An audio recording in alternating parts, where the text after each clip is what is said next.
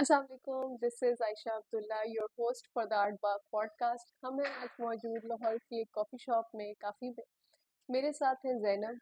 Zainab is a wonderful designer, distinguishing her style as a designer in interior spaces and interior materials. I think today we will discuss more about her frames and tote bags. और ज़ैनब ने अपना एक distinguish style develop किया है with in framing. तो ज़ैनब से बात करते हैं और पूछते हैं कि how did she come to this journey और अब वो किस स्टेजेस पे है अपनी लाइफ में। वालेकुम अस्सलाम, my name is Zainab, I am the owner of artist framing. अगर मैं अपनी जर्नी की बात स्टार्ट करूँ तो मैंने क्यों और कब स्टार्ट किया, किस लिए स्टार्ट किया। फोटोग्राफी का मुझे शौक था, हर इंसान को होता है। नेचर की हर पिक्चर इंसान लेता है और मैं चाह रही थी मोबाइल के पीछे हमारी ढेरों पिक्चर्स होती हैं, वो बाइक क्यों ना आए। फ्रेम के थ्रू मैं बाइक लेकर आना चाह रही थी कि मैं उनको वॉल पे देखूँ कि जो हमने अपनी पिक्चर्स प्रिंट मतलब पिक्चर्स डेवलप करके फ्रेम के थ्रू बाइक लेकर आना चाह रही थी।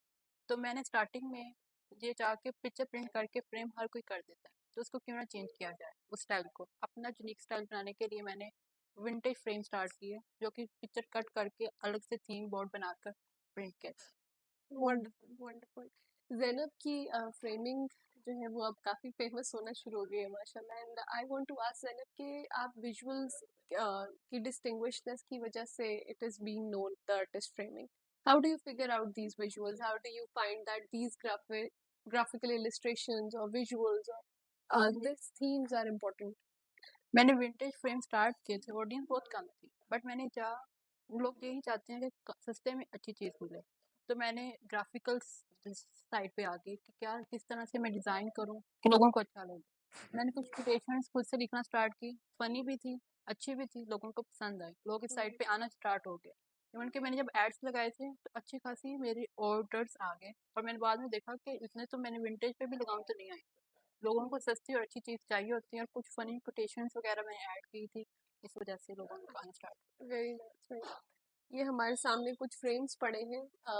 जो कि मैंने फर्स्टली यही बनाया था, vintage but this is yes, this is vintage. I think ये भी इनके फर्स्ट ऑफ द फ्रेमिंग्स में से है। And I personally like these frames a lot, the vintage kind of them with some effects and colors of the vintage themes, which but is लोगों को पसंद truly नहीं good. आता। पसंद आता है बट लोग कहते हैं कितना एक्सपेंसिव है, ये है वो है।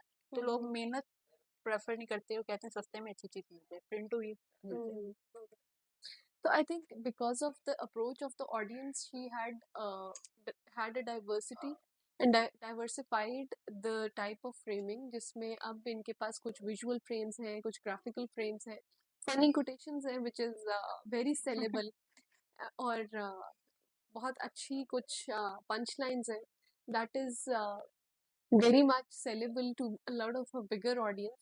तो ज़ैनब, आपने अपनी आइडेंटिटी इन फ्रेमिंग्स के थ्रू कैसे प्रेजेंट की, कैसे शोकेस की, और पर्सनल नैरेटिव या कल्चरल नैरेटिव आपका इसके साथ क्या लिंक था?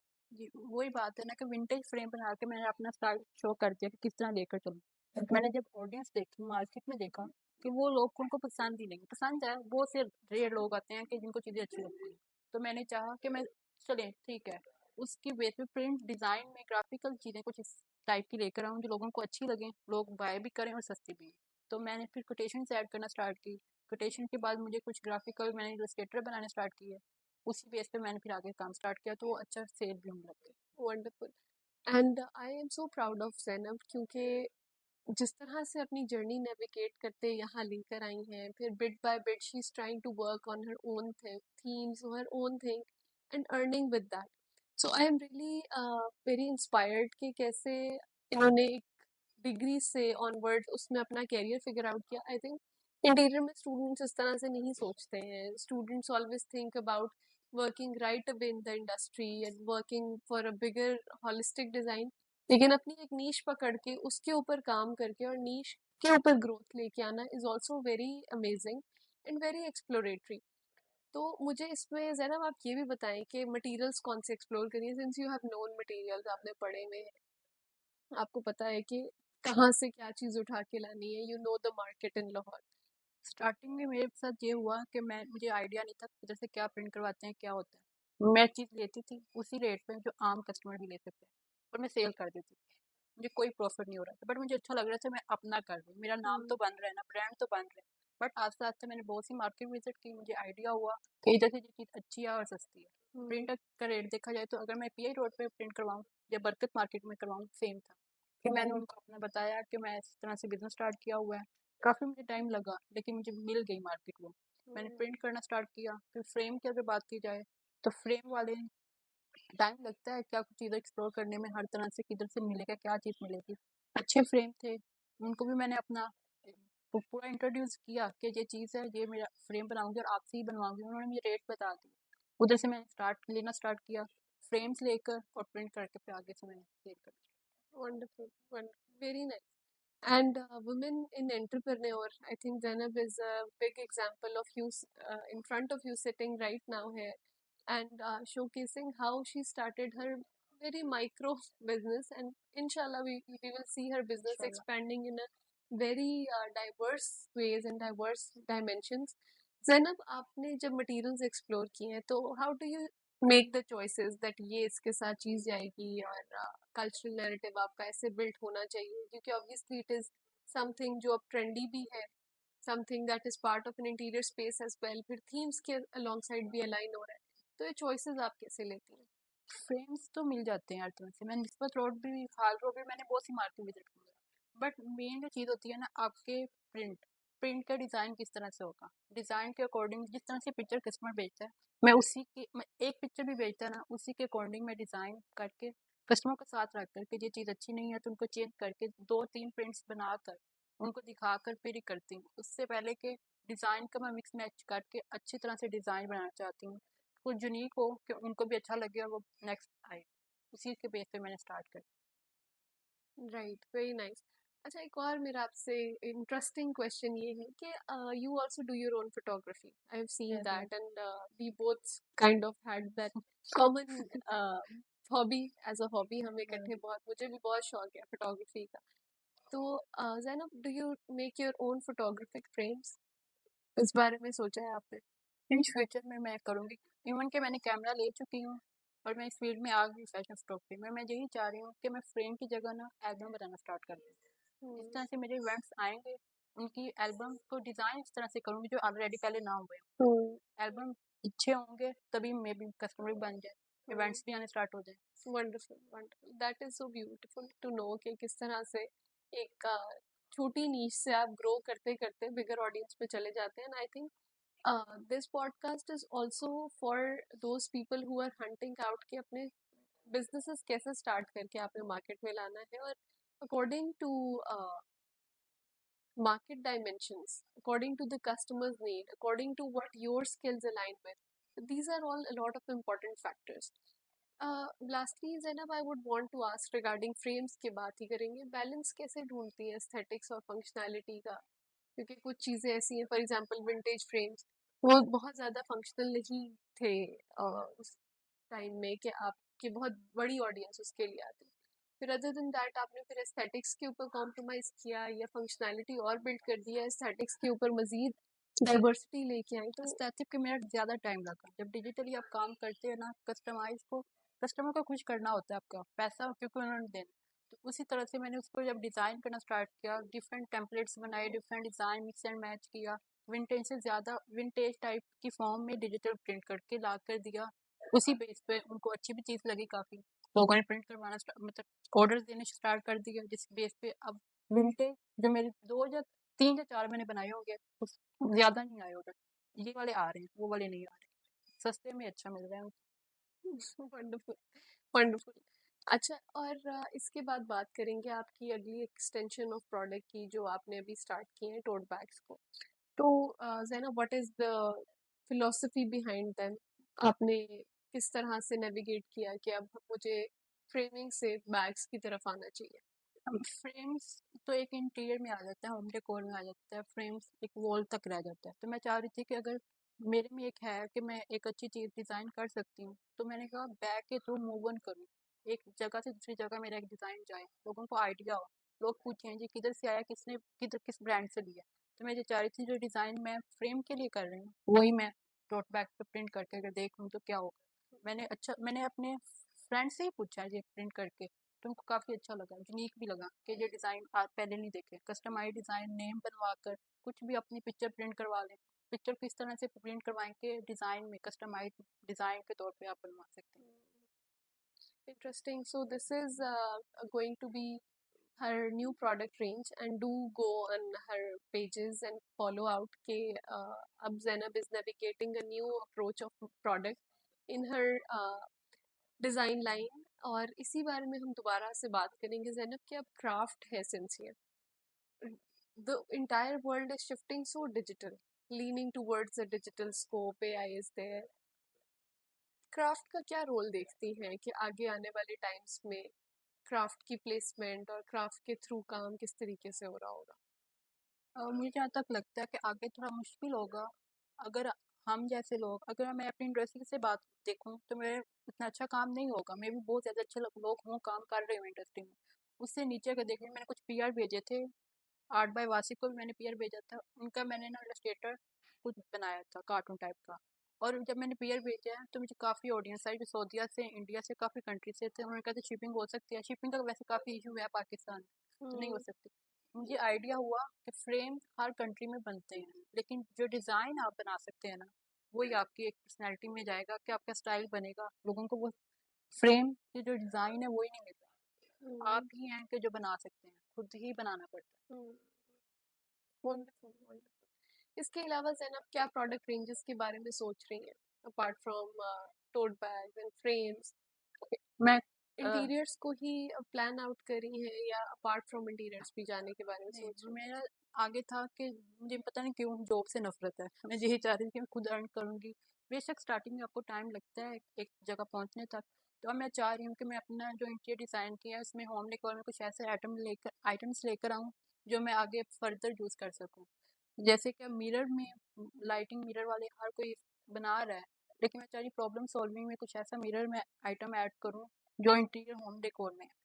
उसी हैं? बेस में अभी काम कर रहे वंडरफुल वंडरफुल, वेरी इम्प्रेसिव। बहुत अच्छा लग रहा है मुझे ज़ैनब की जर्नी सुन के, बात करके।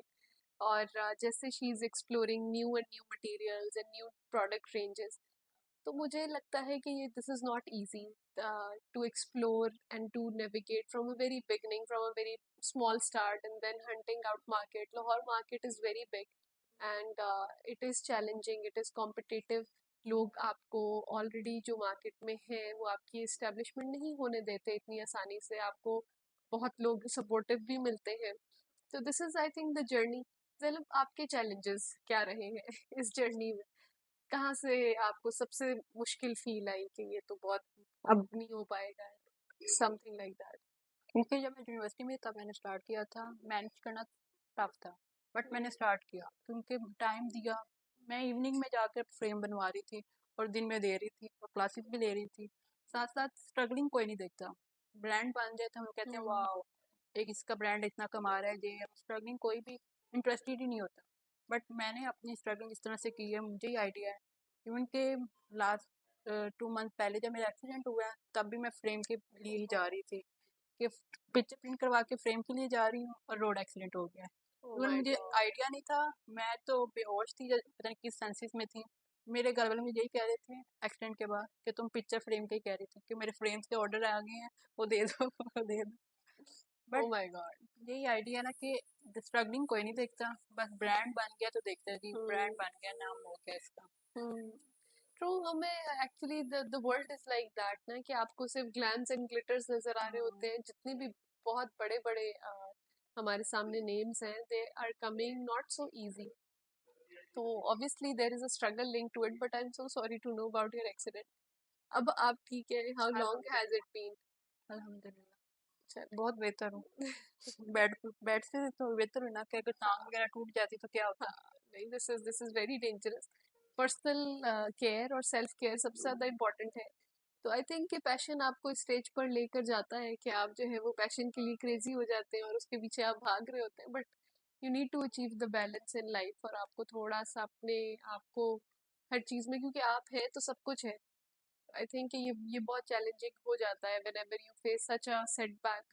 लेकिन I am glad to see that you are but back ये ऑन भी होता ट्रैक। है कि आप अकेला बंदा हो ना तो ज़्यादा टफ होता है, पीछे गाइड करने वाला भी ना हो, खुद से ही कुछ करना होता है।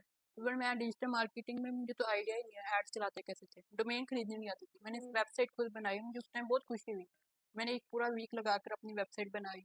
एड्स मैं मतलब कि यूनिवर्सिटी जाती थी, लाइब्रेरी में बैठ के 12 से 7 बजे तक सिर्फ मैं एड्स देखती थी। यूट्यूब पे कुछ नहीं मिलता, जो सीधी बात है। यूट्यूब पे एक लिंक मिला तो दूसरा उसके सीधे एंड तक जा ही नहीं रहा, पता ही नहीं चल रहा कि इसमें क्या था।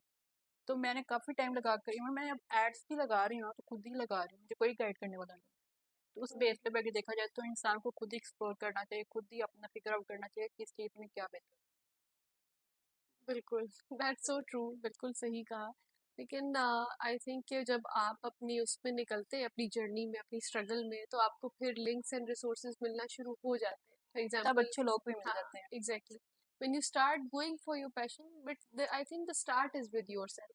आपने वो चॉइस करनी है कि मुश्किल होगी या आसानी होगी, मैंने ये चॉइस ले ली और मैंने अब इस करना चीज ही को करना करना है। तो that is what determination is called. Determined होना पड़ता है आपको, for your own sake, for your work's sake, or for making the identity that you want to. है। ये लॉन्ग टर्म के लिए है। Hmm. मेहनत करके बंदा कुछ ना कुछ कमा लेता है, Hmm. और ये लॉन्ग टर्म चल भी जाता है, जॉब से क्या ही मिलता। She is an entrepreneur जो आपके सामने है, जो सिर्फ एंटरप्रेन्योरियल बात कर रही है। तो जो लोग जॉब्स कर रहे हैं वो बिल्कुल जो है इस चीज से डिस्करेज ना हो, जॉब्स भी अच्छी नहीं होती भाई, है। हाँ, हो हाँ, जॉब से हम ओनर को दे रहे हैं पैसा, उसको मिल रहा है, उसके आ रहे हैं, आपको वही सैलरी मिल रही है। बिल्कुल। आई एग्री टू दैट कि no matter what, if you are doing work for your own self and for your own product, तो वो in the end it is going to get back to you. तो it's like a seed that you planted, और वो अब आपका ही दरख्त बनेगा। तो ऑब्वियसली जॉब्स में we are making other people's gardens.